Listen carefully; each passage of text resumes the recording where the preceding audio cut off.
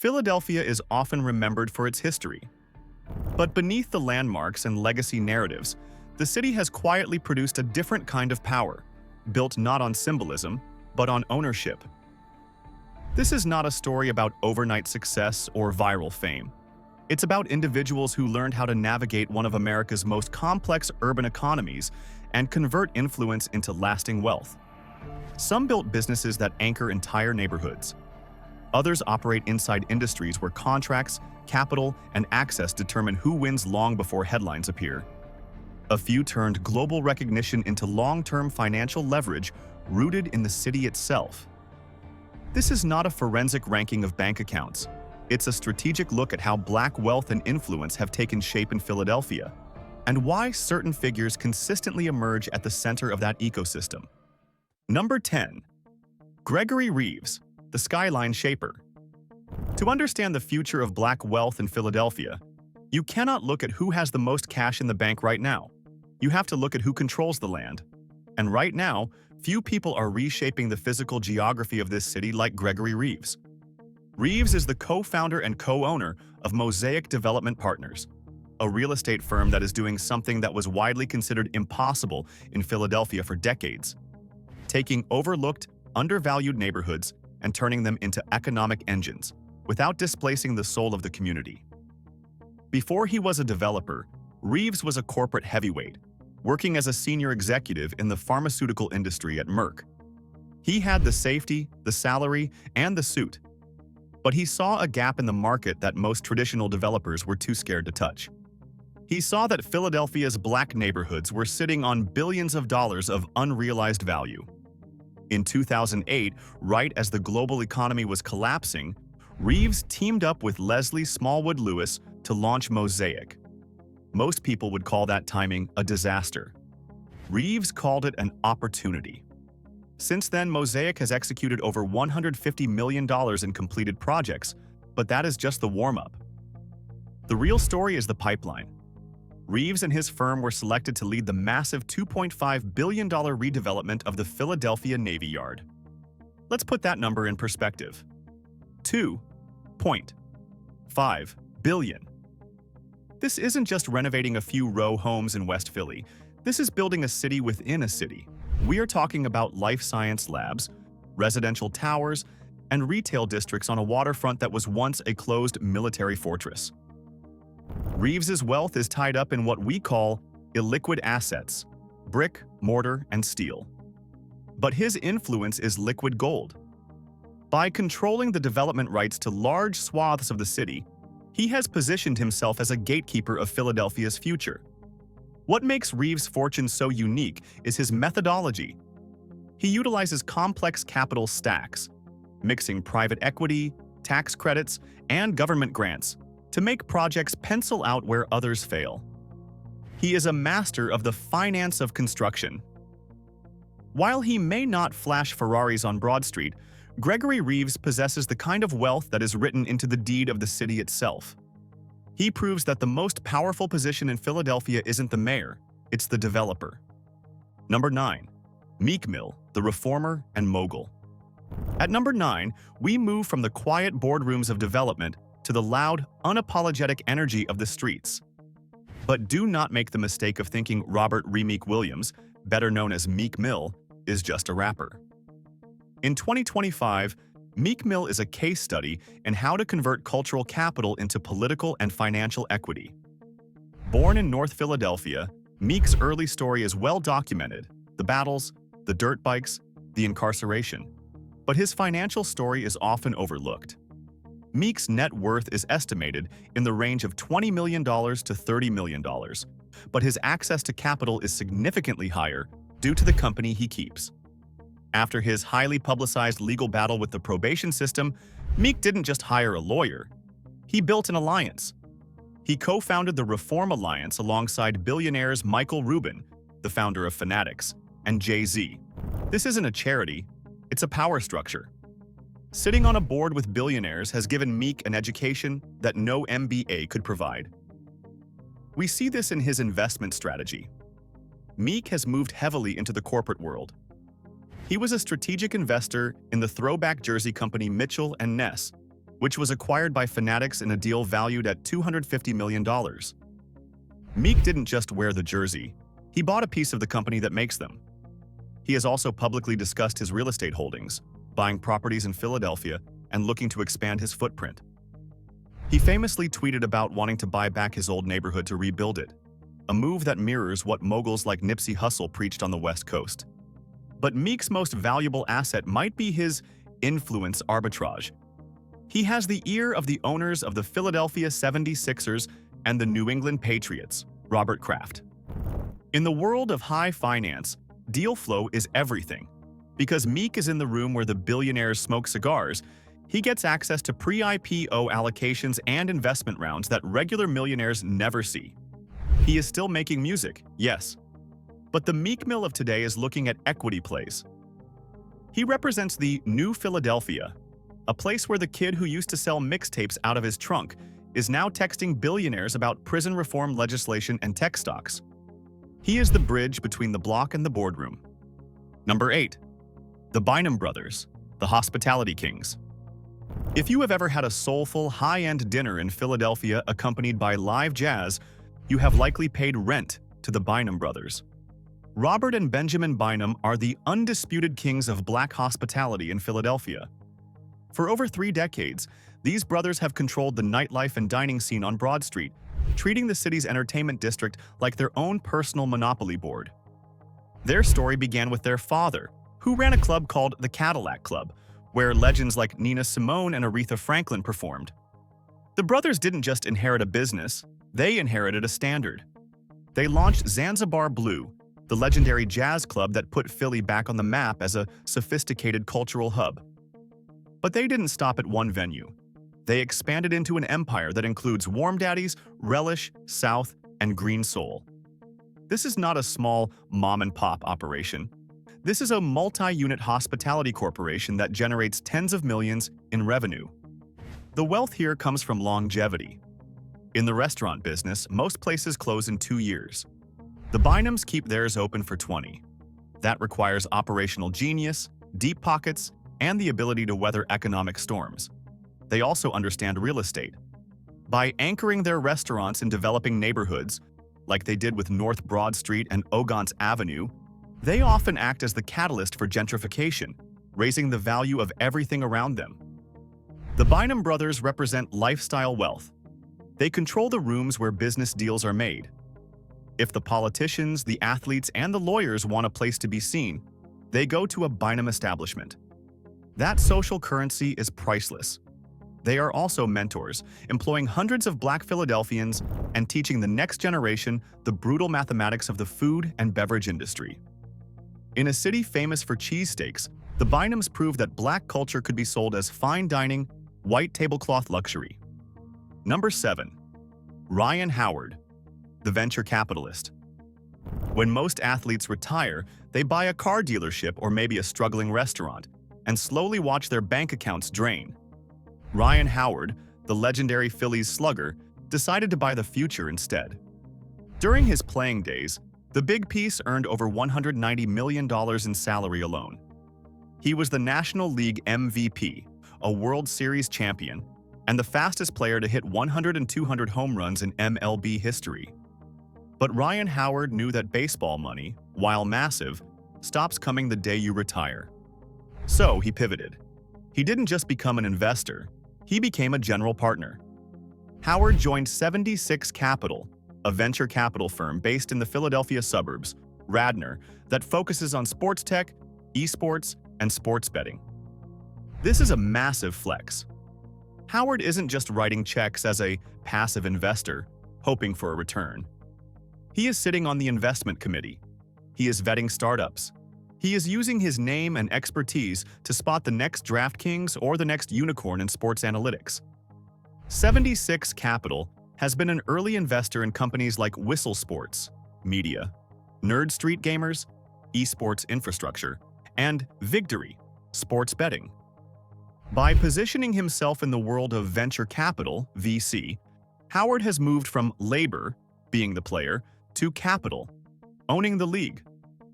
His net worth is estimated to be hovering around $120 million, but his potential upside is uncapped.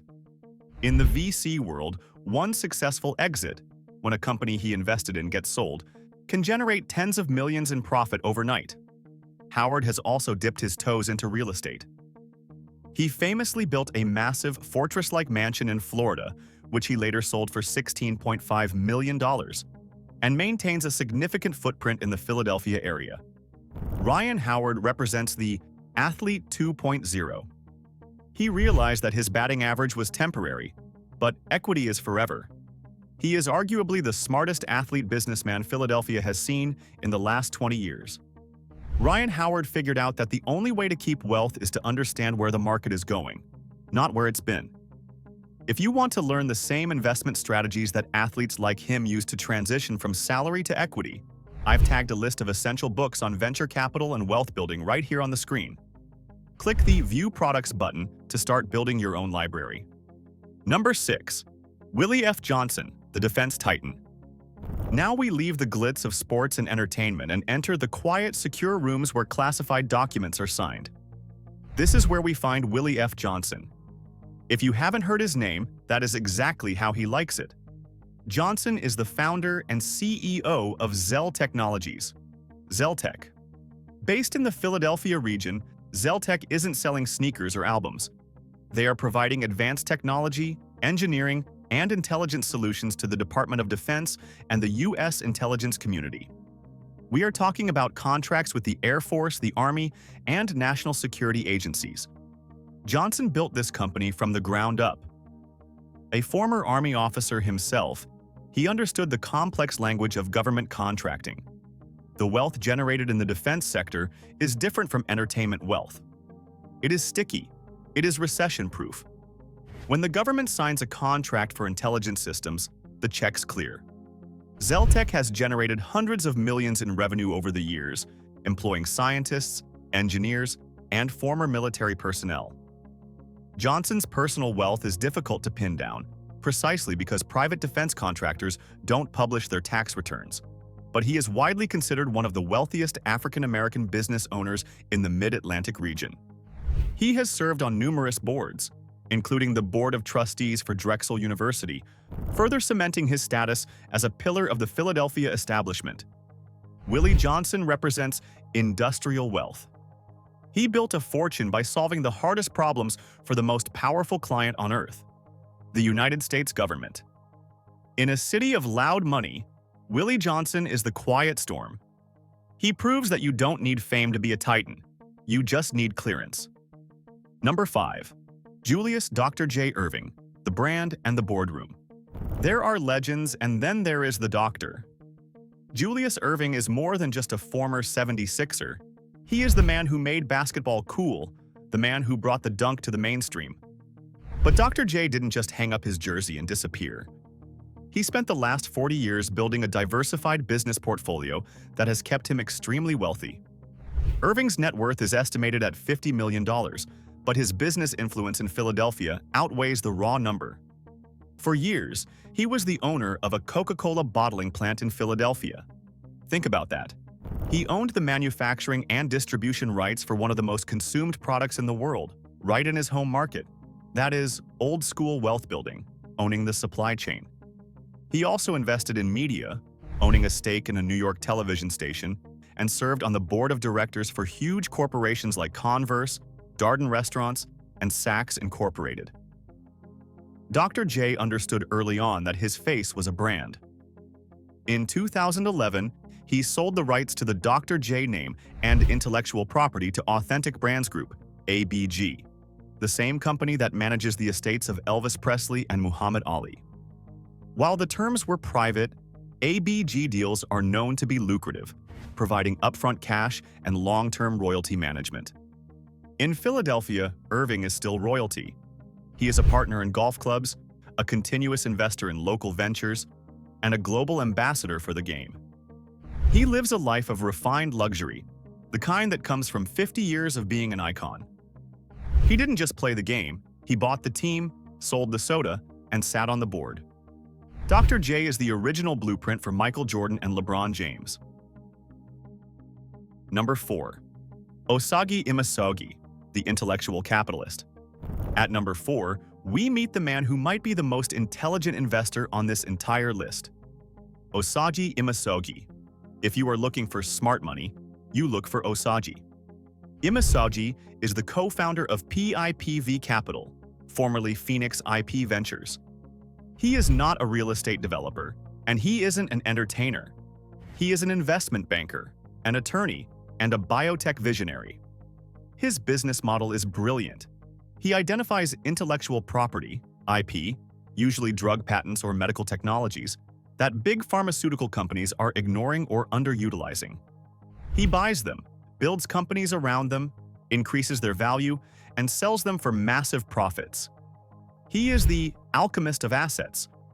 One of his major successes was Iroko Pharmaceuticals, based right here in the Philadelphia Navy Yard.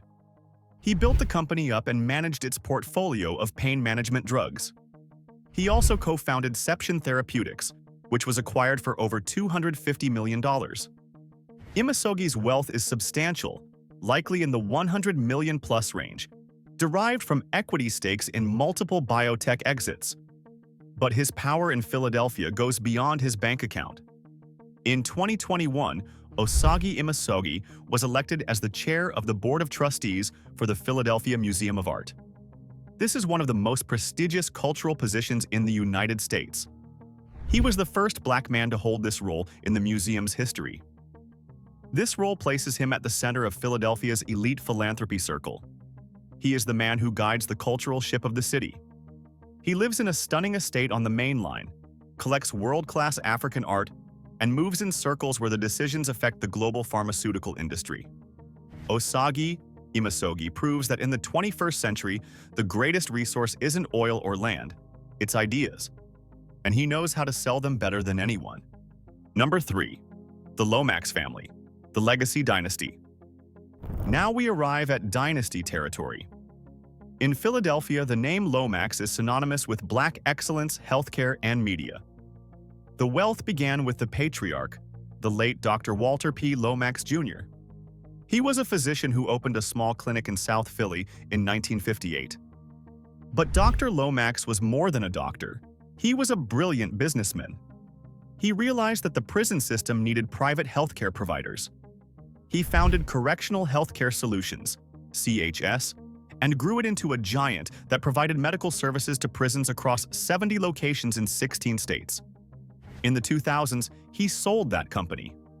The sale price wasn't public, but businesses of that scale sell for hundreds of millions of dollars. That exit created a pool of generational capital that the family manages today. But they didn't just sit on the cash. The Lomax family, now led by his children, including Sarah Lomax Reese, Bennett Lomax, and others, diversified. They bought Word Radio, the only African-American-owned talk radio station in Pennsylvania. Word isn't just a business, it's the voice of Black Philadelphia. Owning the airwaves gives the family immense political and social influence. They also manage the Lomax Companies, a private investment firm that holds real estate, technology, and healthcare assets. They are major philanthropists, funding arts, education, and health initiatives across the region. The Lomax family represents the dream of every Black entrepreneur: to build something that survives you. They have successfully transferred wealth and power from the first generation to the second, avoiding the shirt sleeves to shirt sleeves curse that destroys so many fortunes. They are the Rockefellers of South Philly. Number 2. Kenny Gamble, the landlord of South Philly. If you walk through South Philadelphia today, you are walking through the vision of one man. Kenneth "Kenny" Gamble. To the world, Kenny Gamble is a musical genius. Along with Leon Huff, he founded Philadelphia International Records. They created the Sound of Philadelphia, TSOP. They wrote and produced hits for the OJs, Teddy Pendergrass, and Harold Melvin and the Blue Notes. Love Train, For the Love of Money, Ain't No Stoppin' Us Now. These are the anthems of Black America. The royalties from that catalog alone are worth a fortune. In fact, their publishing catalog is estimated to generate millions annually in perpetuity. But if Kenny Gamble had stopped at music, he would just be a rich retired producer. Instead, he became a revolutionary developer. In the 1990s, Gamble looked at his old neighborhood in South Philly and saw decay. He decided to fix it himself. He founded Universal Companies, a community development corporation. But unlike most nonprofits, Universal moves like a major developer. Gamble began buying up blocks of dilapidated row homes. He bought abandoned commercial corridors. He bought vacant lots. Today, Universal Companies is a behemoth. They have developed over 1,500 units of housing. They operate charter schools that educate thousands of children. They own commercial real estate that hosts black businesses. Gamble essentially bought the neighborhood when it was worth pennies, and now he controls a massive portfolio of real estate in one of the hottest markets on the East Coast. His net worth? It's a mix of music royalties and vast real estate holdings. While estimates vary, the value of the assets he controls and the intellectual property he owns puts him easily in the hundreds of millions. But his status is higher than money. He is the godfather of the city. He proved that you don't have to escape the hood to succeed. You can buy the hood and turn it into a kingdom. Kenny Gamble is the ultimate example of buying the block. Number 1. Kevin Hart, the half-billion-dollar hustle. And finally, we reach number 1. The man who took the grit of North Philadelphia and sold it to the entire world. Kevin Hart. Let's be clear. Kevin Hart is the richest black man from Philadelphia by a wide margin in terms of liquid, verifiable net worth. Forbes and other financial trackers peg his net worth at roughly $450 million. But what gets him the number 1 spot isn't just the number, it's how he got it. Kevin Hart is not a comedian who gets paid a salary. He is a corporation. Early in his career, after seeing other comedians get ripped off, Kevin decided to own everything. He founded HartBeat, his media company. When he does a stand-up tour, he doesn't just take a fee. He funds the tour himself. He rents the arena, he pays the marketing, and in return, he keeps the profit. His What Now tour grossed over $100 million. But the real wealth came when he took HartBeat and secured a massive investment from private equity firm Urban Partners, which valued his company at $650 million. Hart took a minority stake investment of $100 million cash, which went straight into his pocket, while still retaining majority control. He is also a prolific venture investor. He owns a tequila brand, Gran Coramino. He opened a vegan fast food chain, Hart House, with locations expanding rapidly. He has equity stakes in companies like Fabletics and energy drink brands. And unlike many who make it big and leave, Kevin is heavily invested in Philly. He has donated millions to the Philadelphia School District. He personally funds scholarships. He is a regular presence in the city, investing in local restaurants and real estate projects. Kevin Hart's genius was realizing that Kevin Hart is a product, and he is the CEO. He turned laughter into an asset class. From the shoe salesman in Philadelphia to a half-billionaire mogul, Kevin Hart sits on the throne as the city's financial king. What these stories reveal is that wealth in Philadelphia isn't defined by a single industry or a single path. It's built through patience, positioning, and the ability to operate across business, culture, and capital at the same time. Not every figure on this list holds the same kind of power. Some control companies. Others control access, land, or networks. But together, they illustrate how modern black wealth is structured in a city where history and opportunity collide. This is how influence compounds. Quietly, strategically. Over decades. If you value deep, strategic breakdowns of black wealth, power, and the systems behind them, make sure to subscribe to Black Status. More stories like this are coming next.